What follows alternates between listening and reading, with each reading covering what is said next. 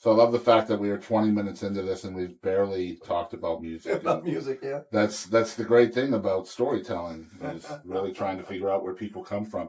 But I am going to try to get into the music a little bit more now. You both started early, 12, 14, so early teens, essentially. When did you guys both know, in your experience, that this is more than a hobby? This is something I want to do. Well, for me, of course, the G's had gotten pretty popular. Yeah. I remember This is a local kind of popular. Yeah. I'll kind of explain it. Yeah, please. So anyway, they had like talent shows and stuff like that, and they had a talent show like on a Friday night at the junior high auditorium, right? Mm-hmm. And the G's played, and this taught me a lot. The girls went crazy, like we were the Beatles. It's just a band. I mean, they came up to the stage and started freaking out and all that stuff. And when we got through playing, we were thinking, man, I can't wait to get to school Monday. All these chicks are going crazy for us.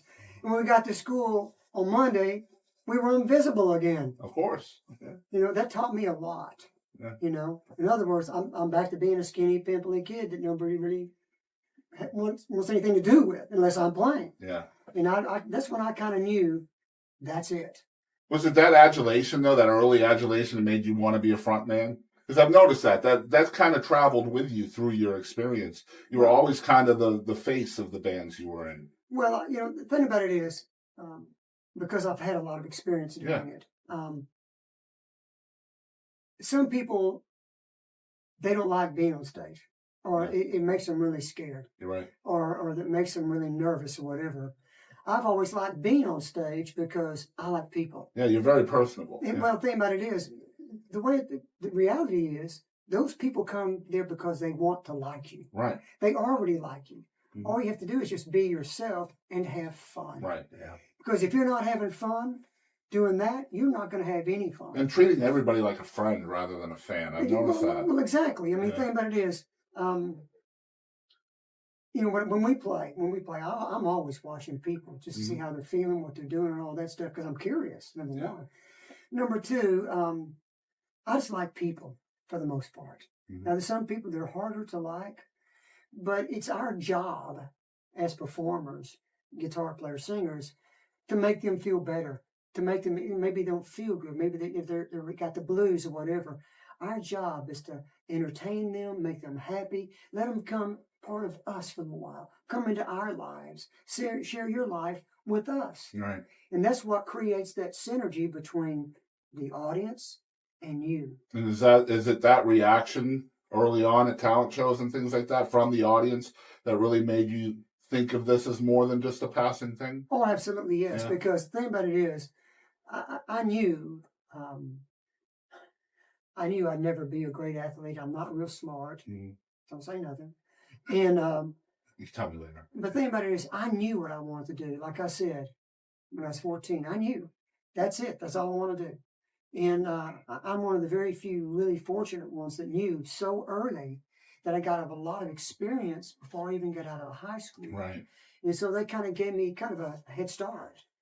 And I think that's fortunate for both of y'all, for sure. You knew early. Couple that with the fact that you both had folks that were completely on board for whatever you guys wanted to do. I mean, that's huge at a young age. Yeah. Mike, when did you know? Well, when I was about 14 or 15 years old, 14, when we were in Virginia, I got a little band together, and we were playing a lot at little parties and at junior high school dances and stuff like that, and I really liked just performing, and we even played with a Vanilla Fudge at a Elks Lodge in Fairfax, Virginia, and it was, I mean, they let us play. They didn't pay us anything, but we got to play with a recording act, Yeah, that's huge. And we did one with Tommy James and the Shondells, and it was.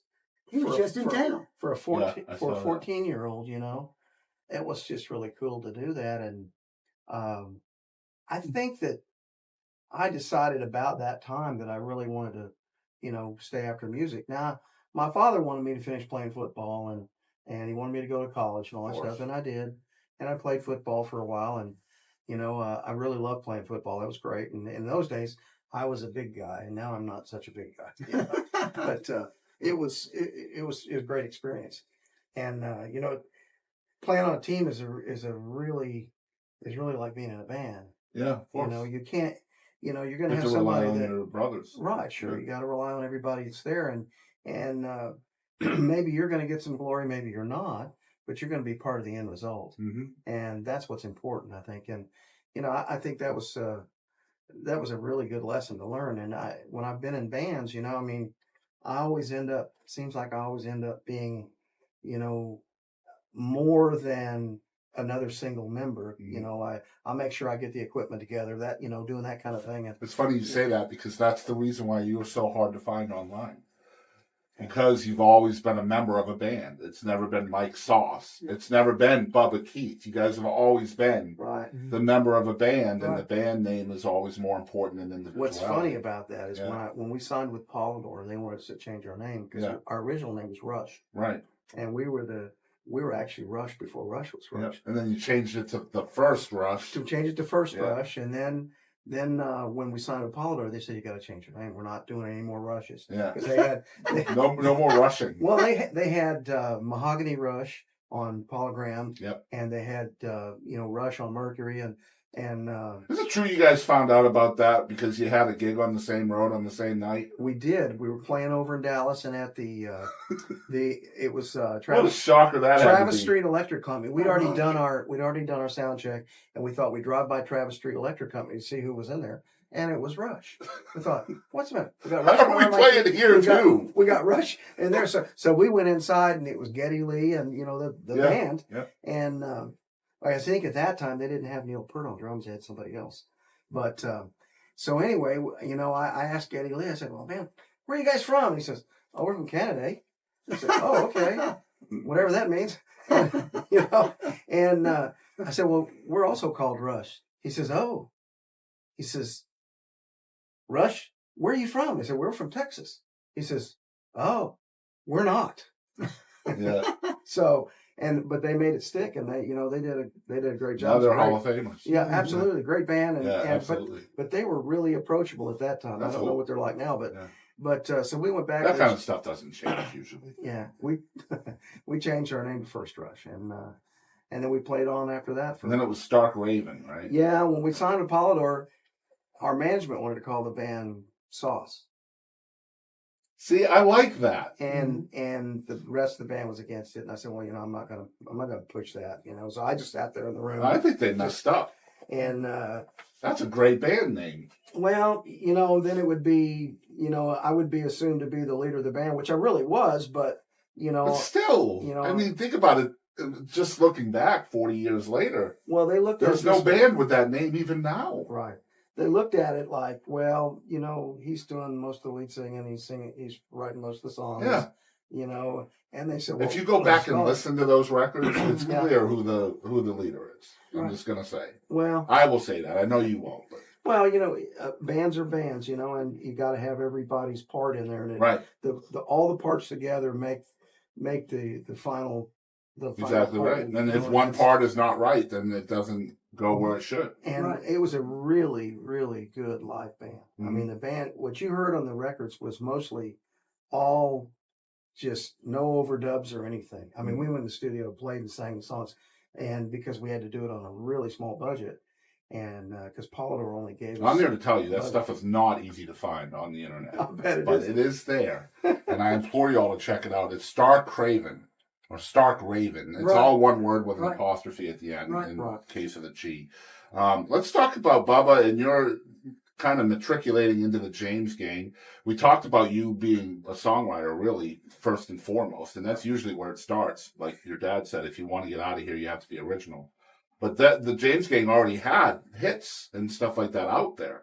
So what's it like for a songwriter to come in as a replacement and singing other stuff? Just a brief history before that. Yeah, please. I moved to California when I was 18 to get famous. Yeah. And of course, you know how that works out. Yeah.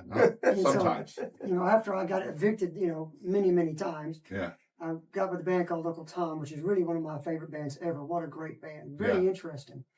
And when Joe Walsh left, the first time they came to me and Richard Shack, who was playing guitar with Uncle Tom, and said, we want you guys to come be with the James Gang. We had just signed a contract with Uncle Tom with United Artists Records. We said, Okay. not yet. Yeah. So they went through a couple of different iterations of it, and then they called us back and said, hey, we really want you guys to come and be with this band. And, you know, Uncle Tom is great as it was. We just couldn't seem to get any traction. And honestly, I was really tired of starving to death. Yeah. And it was such a great opportunity. And so we went and we moved to Cleveland. And Oh boy. yeah. Yeah, that's a little bit different. Oh, quite a bit different, yes. But anyways, the great fellas, and we had a really great time. We didn't have a whole lot of time to prepare for the record. But Richard and I wrote everything on there, or either together or separately, or whatever. And really good guys, really good musicians too. And what's crazy is, I don't know if you know who Tom Dowd is. He was the producer that did people like The Cream, Leonard Skinner. He's like legendary. He actually did that record with me and Richard and the James Gang. And it was such a great opportunity. Yeah. You know, it really was. But here's the reality. I have no delusion, and I did not have any delusion about my talent level. I just happened to be at the right place at the right time. Right. Simple as that. And I really want to express to all the young, especially the younger musicians, that don't give up. You know, the main thing is, what normally happens is people become successful through attrition because everybody else is quitting. Don't quit. That's true. You know, Yeah. if you'll stick it out and hang in there and starve with me down there on Sunset Boulevard in LA, we might make it. Man, that's a good word to use, attrition. That's so true. I'd never think That's what it is. Yeah. I never thought of it that way. It's all about whoever survives longer, Exactly. right? So what is it like though? Because the James Gang at that time, they're a performing band as well. Oh, yeah. They've got hits already. Yeah, You're writing stuff for the band as well, right. but you're having to perform those older songs. Yeah. And I mean, looking back, different voices. Well, the thing about it is, From a passion level, what's that like? well, Filling the those shoes? good thing about it is, it was good stuff. Oh yeah, It was Yeah, really absolutely. good stuff, Yeah. and stuff I really enjoyed doing. It was kind of in my voice range and all this Mhm. sort of thing. And we got to tour with people like Alice Cooper, Kiss, Rod Stewart. We got to play with all these really huge stars, and I learned a lot watching those people and learning from those people. Here's what I found out too: most of them are pretty good folks. Oh yeah. Now, some of them not so much. Mm-hmm. But most of the people that are already successful and very, very talented, they're just like us. 95% of them just want to be treated like a human being. Exactly. Yeah. Exactly right. But anyways, such a great opportunity for me. Unbelievable. Yeah, I can't imagine. Jeez, that phone call had to be something. And so it was you and another member of your band that were Yes. kind of. Yes, it was. And the thing about it is, here's what you learn too. When you start getting to there, the pressure becomes a lot more intense Right. because you don't have time to rehearse. Here's the deadline. Got to be ready. And so that same experience happens again with Point Blank, right? Where you Well, come actually, in. I was with a band called England, Dan, and John. Right. Foley. That was before Point Blank, Yes. right? I always get that. Okay. So anyways, being with England Dan was a great opportunity because I got to do a lot of television, and I got to go all over the world, and they treated me so This was a well. lot of harmonica stuff with them, right? Yeah, I played harmonica. Actually, what's funny is on one song, a song called let's see, Something Gambler. I played congas, drums to begin with, then I played guitar, then I played guitar and sang, and then I played harmonica, and then I went back to guitar in one song. Yeah. So that was kind of fun. And I'll tell you something, they were really good. And a lot of the stuff we did, like Love is the Answer by Todd Rundgren, Yeah. I think they did a great version of it.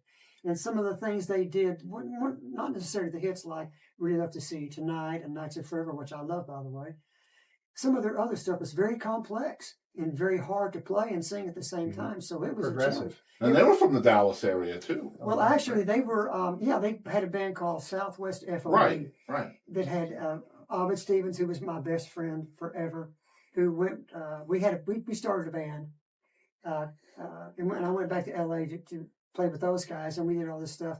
And Ovid always wanted to play with Uncle Tom because Uncle Tom was very progressive and very, a lot of improvising. Yeah. Everybody wanted to play with Uncle Tom because we were good, but it was different. Yeah. And so Ovid wanted to be in that band so bad.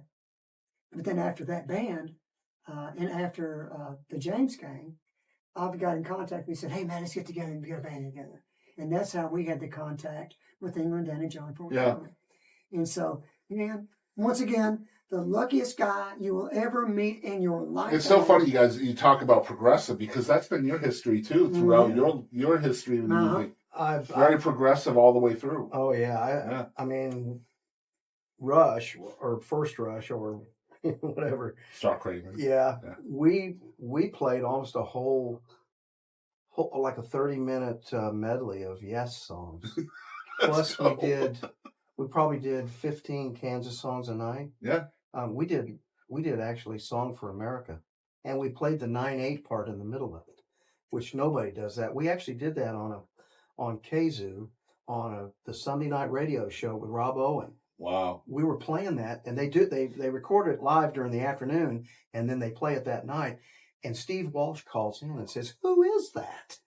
They just played Song for America. Who is that?" Yeah. And of course, Rob Owen said, "Yeah, it's a local band here. They like Kansas." He said, "That's amazing. We don't even play the 9/8 part on live anymore." It was funny. The first time I ever heard your name, I asked somebody who their favorite harmonica player was. Really? Yeah. And they were like, and they said, "Bubba Keith?" Yeah. Oh, okay. Huh. So that's when I started looking you up. And of course, I didn't find much harmonica, so it was like, okay, that's. Well, I played a little bit with Point Blank. Yeah. But honestly, England, I did play with Dan and John, and I played some with some of my other bands. But I was primarily the singer, Yeah. the lead singer, and the songwriter. But some of the stuff I did, like with Uncle Tom was more like jazz, rock, reggae fusion. Yeah. All at once. All over the place. All in one song. All in one song. We'd be the kind of band that if you wanted to play a 5-minute solo, fine. You want to play a 10-minute solo? Okay, keep going. Well, we've got a harmonica solo on one of our Sure songs on the do. new album Yeah. that Bubba played. Yeah. Sure do. So, So the DFW scene, when did you get here? well, I moved down here when at the basically April of my 9th grade year, Okay. and we moved to Arlington. My dad went to work for LTV. So it would have been like late 50s, early 60s? 68. 60s, late 60s, yeah. Okay. And I got into the minute I got down there, because I was really not happy about leaving, because I had a band up there and was playing on the football team, and I was really happy. And we had to move down here, and it wasn't like he was still in the Air Force because he retired. And we moved down here, and the first thing I did was go to the want ads in the Fort Worth Star Telegram classified, and I found a band. I found these guys that are like 15 years old. Drummer Chuck Cahall. I don't know if you know who Chuck Cahall is, but was a fabulous drummer, and he passed away here just recently. But he was a great drummer, and a guy named Mike Walters, and we had a 3-piece band. I came over in the audition. They said, "Okay, you got the job. Let's go." So their dad used to take us all over Texas. I mean, I'm a sophomore in high school, and I'm playing 110 nights a year. Wow. Okay, and I made more money when I was 15. I couldn't even drive, and I always had $250, $300 in my pockets. It's funny. I told my wife recently. I said, I think I made more money before I turned 20 than after I turned 20. I was amazed that Chuck's dad, Charlie Cahall, he booked us like crazy, and he would go rent a 4x8 U-Haul, and he had a trailer hitch clamped to the rear bumper of his Newport, Chrysler Newport, and we went all over Texas and Oklahoma. And I mean to tell you, we had a pretty decent light show. We had all custom equipment, and I mean it looked really cool. We wore Nehru jackets. Oh right. And it was, All right. and we got big. I mean, we were getting $800, $900 a night. There was 3 of us. Wow. Can't even get that today. You sure can. That's right. That's crazy. That's why I say I made more money doing that. Yeah. Except when we were touring, I made a little bit more money than that, but not much. And I mean, boy, when we were touring, we played everything from big clubs to the Indiana State Fair was 80,000 people. I find it interesting because in the 21st century here in Texas, country music kind of rules the way in Texas. But it was a little different back then, right? It was really mostly rock and roll. Yeah, exactly. And I tell you what, It was mainly pop. Yeah. Okay, pop music. I did some studio work with a guy named Michael also. and I met him when he was playing with SS Fools, which was him, Floyd Snee, the drummer from Three Dog Night. Mike also was a guitar player with him. Yep. And I met them down in Austin at Armadillo World because they invited us to play with them. And the only reason he did was because the guy that was kind of helping us out said he used to be Three Dog Night's road manager. So we go down to Armadillo World, and next thing you know, we're all buds, you know. And I went out and did a bunch of recording with him. But he told me, he said, you know, every time I come to Texas, I hate it. I said, why is that? He says, because I know that every club has got a much better guitar player in it than me. Stevie Ray. He says, I know there's guitar players out in the audience that just mop the floor. It's funny you say that. My last interview was a Texas Tornado. So. Oh, wow. Yeah, Craig Wallace named yeah. the Texas Tornado in '85. So, but that's one thing great about this area. There's just tons of great guitar players, you know, and well, musicians in general. But I mean, you've had so many great guitar players come in this area. Mm-hmm.